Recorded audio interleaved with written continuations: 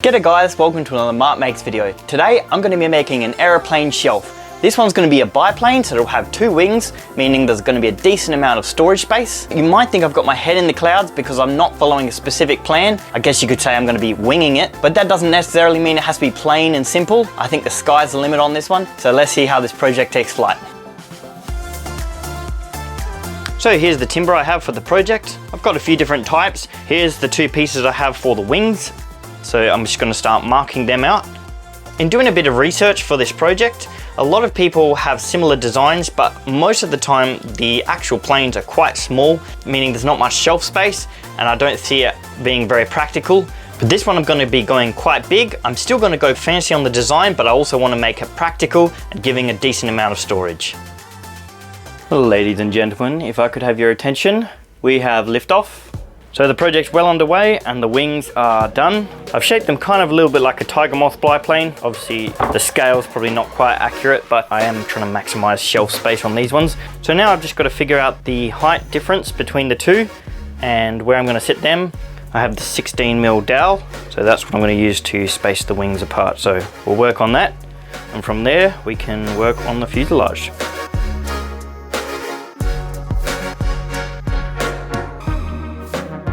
Well, that's the wings attached together now.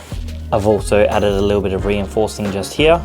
That's attached with wood glue and a little pin. I've also modified the back of this wing slightly. Before it was a bit of a smaller checkout, but I've just gone with a bit bigger. And so now, as you can see, I've got these blocks here. They're just sitting there temporarily, so you can sort of see the vision of where I'm going with it, which is also going to taper in towards the back as well. So there's going to be a bit of a fancy shape and a little bit tricky to cut out, especially with the limited tools I have, but we're going to give that a go and see how it ends up. So I've used my circular saw for most of the shaping and then just gone with the sander to clean the rest up and get those edges nice and curved. Alrighty, a progress update. Things are soaring along. I've done the basic outline for the fuselage. Pretty happy with all that. So next few things to do will be making the cockpit, also a propeller for the front, and a few little other bits and pieces.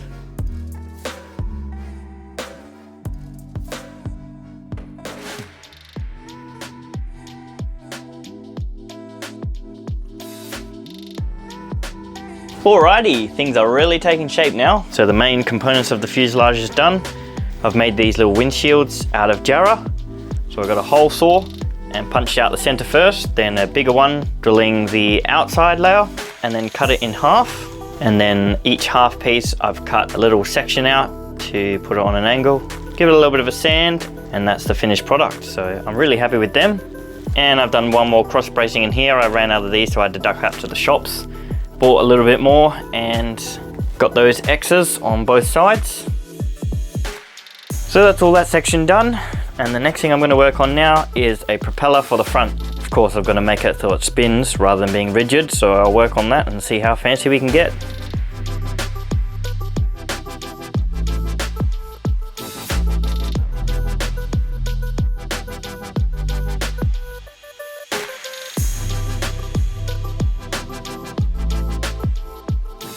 Alright, that's the two components for the propeller done. I'm just going to put them to one side so they can dry. I'm really happy with them actually. I don't have a lathe or anything fancy like that, but chucking this on a drill has worked just as well. And that'll be the nose cone. So this will screw in once it's dried. And the propeller has these spaces, so that should spin freely between here and the nose cone. So I'm going to start working on the undercarriage. We'll have a bit of a framework coming down and some wheels. I'm going to get a bit fancy with the wheels. I'm going to make the tires out of jarrah, so it'll be the same technique as these visors here, where I'll core out the center and then another hole saw a bit bigger to get those tires. So I'll work on that while the propeller's drying.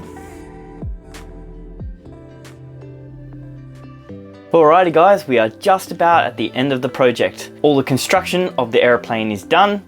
I've attached the propeller to the front, which is spinning nicely, really happy with that. And I've also added a couple of brackets at the back, either side of the ends of the bottom wings, and also at the back of the fuselage. All that's left to do now is just a nice fresh coat of varnish that's going to bring out all the details of the grain of the timber and seal it all nicely. This is the first kind of project where I've actually used different kinds of timber to have different colors. And it's also my first go of hand making a propeller. So overall, I'm really happy with the end result of this one.